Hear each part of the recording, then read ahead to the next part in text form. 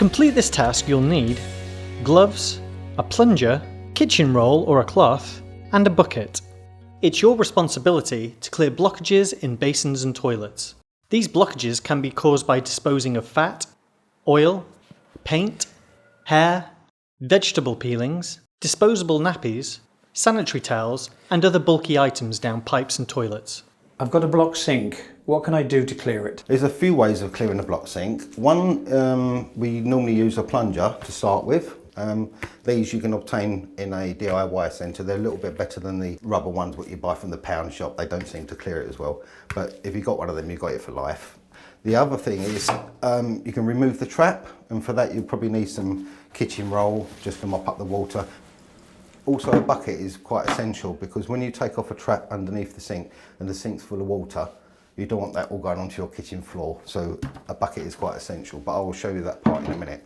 Also gloves, because of the germs and the muck and everything, you just want to protect yourself a little bit. Right, before I start plunging, have you put any chemicals down your sink at all? No, I haven't. Oh, that is good, because chemicals are acid based and they can burn your skin, and we normally have to leave it for 24 hours for it to dissolve. Right, but now I'm going to show you how to plunge the sink. On the sink there is an overflow pipe.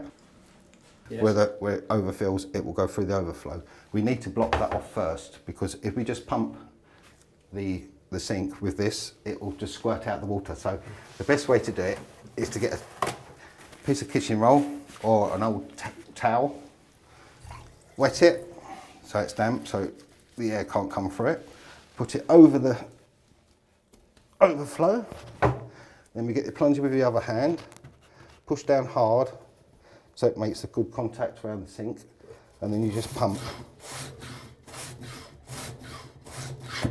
and then it should clear. So what happens if plunging doesn't work? Yes, you can remove the trap. I will show you how to do that.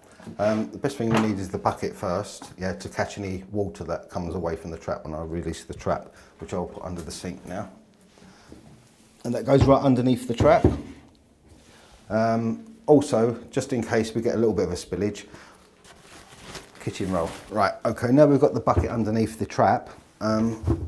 There's two nuts on the trap that need to be released. One connects onto the actual sink and the other onto the back of the waste pipe, and they're normally hand tight. They're not done up by Stilsons or grips or anything. They should just be hand tight because they're just on a rubber fitting. Right. So the first thing to do is release the back one on the waste pipe. Make sure your bucket's underneath. Now I'm going to release the one on the sink. Right, now the trap's free. I'm going to pull the one away from the sink, but make sure the bucket's underneath to catch any water, which there's not too much, so it could be the trap. And I'm just going to release that one from the waste pipe and tip the water into the bucket.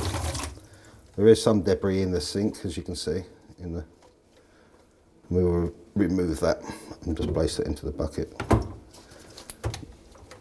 And then we can check to see if the trap is clean, which it is free and clean. So it was obviously the debris what was there that was blocking the sink.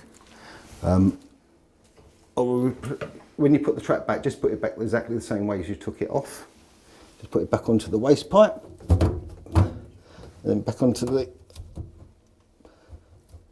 thread underneath the sink, and then just do the nuts back up, but only do them just hand tight, but pretty tight. We can check it once we've replaced it.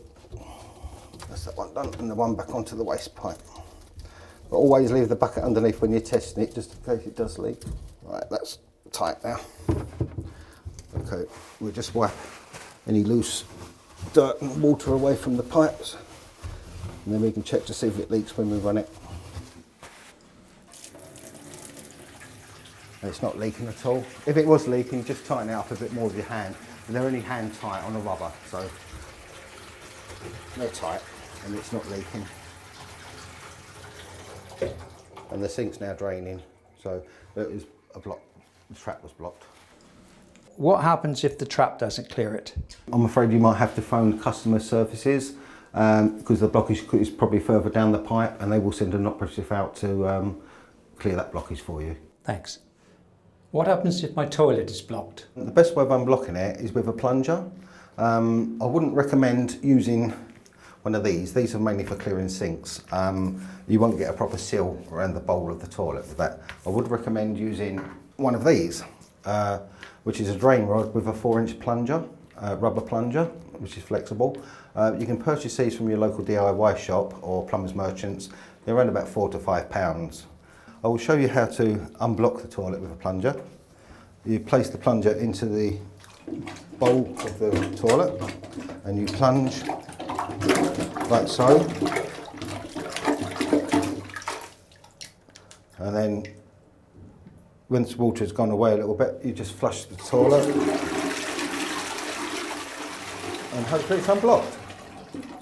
What happens if that doesn't work? You need to contact your customer services and they will get professional drainage people out, because it could be the blockage could be further away from the toilet in the stack pipe. Right, thank you.